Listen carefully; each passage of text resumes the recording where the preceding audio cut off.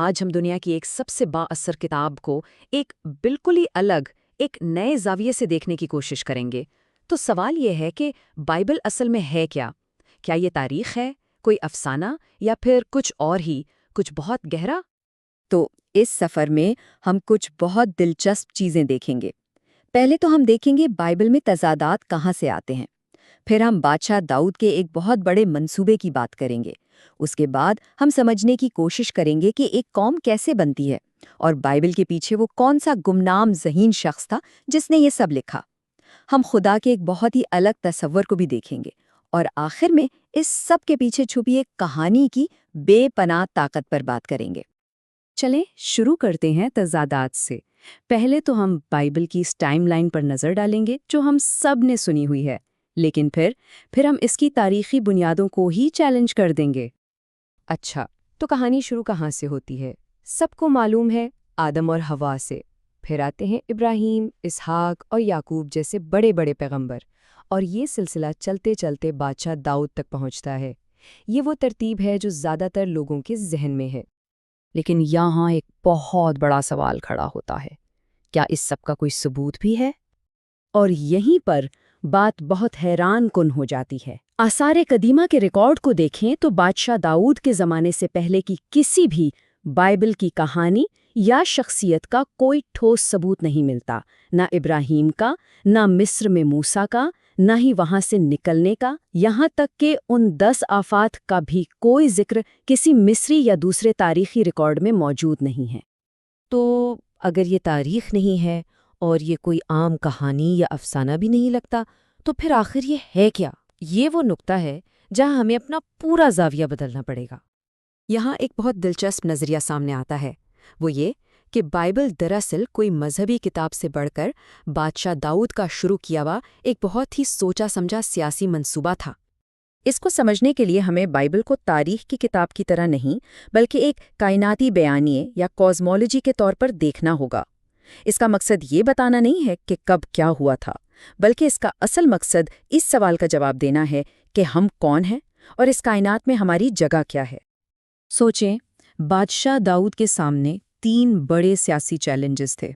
پہلا، اپنی حکمرانی کو جائز ثابت کرنا۔ دوسرا، بکھرے ہوئے قبائل کو جوڑ کر ایک قوم بنانا۔ اور تیسرا، اپنی قوم کو پڑوسیوں سے ایک الگ، ایک منفرد شناخت دینا۔ اور بائبل کا یہ پورا منصوبہ انہی 3 مقاصد کو پورا کرنے کے لیے تیار کیا گیا تھا۔ تو آئیے دیکھتے ہیں کہ یہ کیسے گیا، کیسے کہانیوں کو استعمال کر کے داؤد کے سیاسی مقاصد پورے کیے گئے۔ یہ سلائیڈ ایک بہت ہی زبردست نقطہ اٹھاتی ہے۔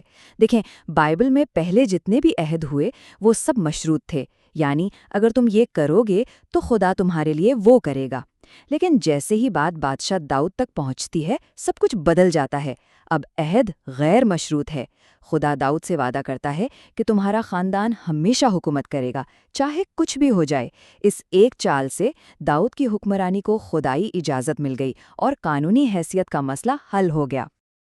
اچھا، اب دوسرا مسئلہ تھا قومی ہم آہنگی کا۔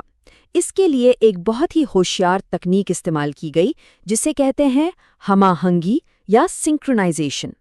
اس کا مطلب یہ تھا کہ مختلف قبائل کی الگ الگ کہانیوں اور ان کے ہیروز کو لے کر انہیں ایک ہی مشترکہ خاندانی تاریخ میں گوندھ دیا جائے۔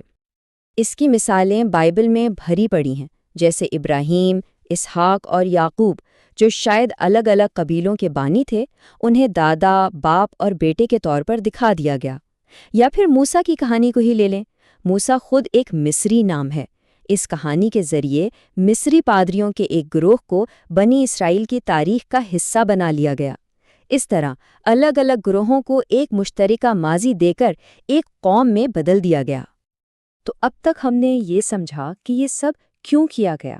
اب سوال یہ ہے کہ یہ کیسے کیا گیا اور اس کے پیچھے وہ کون تھا، وہ کون سا شاندار ذہن تھا جس نے یہ طاقتور کہانیاں لکھیں۔ اسکالرز اس گمنام مصنف کو ایک نام دیتے ہیں، دی یاہوسٹ۔ یہ نام اس لیے پڑا کیونکہ یہ مصنف خدا کے لیے یاوے کا لفظ استعمال کرتا ہے۔ اور یہیں پر کہانی اور بھی دلچسپ ہو جاتی ہے۔ بہت سے شواہد اس طرف اشارہ کرتے ہیں کہ یاہورسٹ شاید داؤد کے دربار کی کوئی بہت اعلیٰ تعلیم یافتہ خاتون تھیں۔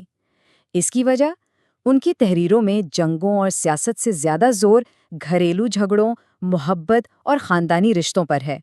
یہ اس زمانے کی تحریروں میں ایک بالکل ہی انوکھی بات تھی، اور یہی وہ نقطہ نظر ہے جو پیدائش کی کتاب کا دل ہے۔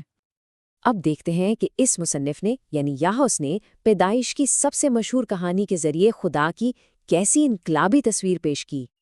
دیکھیں، آدم اور حوا کی کہانی کو عام طور پر اولین گناہ کی کہانی سمجھا جاتا ہے، لیکن اگر ہم یاہوس کے نقطہ نظر سے دیکھیں تو یہ ایک خاندانی ڈرامہ بلکہ ایک گھریلو کامیڈی کی طرح لگتی ہے۔ اور اس کی وجہ خدا کے اپنے الفاظ میں چھپی ہے۔ باغ عدن سے نکالے جانے کی اصل وجہ کیا تھی؟ سنیے۔ تو اصل مقصد گناہ کی سزا دینا نہیں تھا، بلکہ مقابلے کا خوف تھا۔ خدا کو ڈر تھا کہ انسان جو اب اچھے اور برے کی تمیز جان چکے ہیں، کہیں زندگی کے درخت سے بھی نہ کھا لیں اور ہمیشہ کی زندگی پا کر ہمارے برابر نہ ہو جائیں، ہمارے حریف نہ بن جائیں۔ یہ ایک بہت ہی انسانی قسم کا خوف تھا، اپنی طاقت کھونے کا خوف۔ اور پھر اس سزا کے فوراً بعد ایک بہت ہی عجیب اور حیران کن لمحہ آتا ہے۔ خدا خود آدم اور حوا کے لیے چمڑے کے کپڑے بناتا ہے اور انہیں پہناتا ہے۔ یہ بالکل ایک ایسے والد کی طرح ہے جو اپنے بچوں کو سزا تو دیتا ہے، لیکن پھر اس پر افسوس بھی کرتا ہے اور ان سے ہمدردی بھی جتاتا ہے۔ اور یہ موضوع قابیل اور حابیل کی کہانی میں بھی نظر آتا ہے۔ یہاں خدا ایک برے والدین کی طرح برتاؤ کرتا ہے، ایک بیٹے کے تحفے کو دوسرے پر ترجیح دیتا ہے، کھلی جانبداری کرتا ہے، اور اس کا نتیجہ کیا نکلتا ہے؟ تاریخ کا پہلا قتل۔ اور اس کے بعد خدا ایک بار پھر پچھتاوا دکھاتا ہے اور قاتل یعنی قابیل کی حفاظت کرتا ہے۔ اس سے خدا کی وہ تصویر اور بھی پختہ ہوتی ہے جو غلطیاں کرتا ہے اور اپنی غلطیوں سے سیکھتا ہے۔ تو آخر میں اس سب کا کیا مطلب ہے؟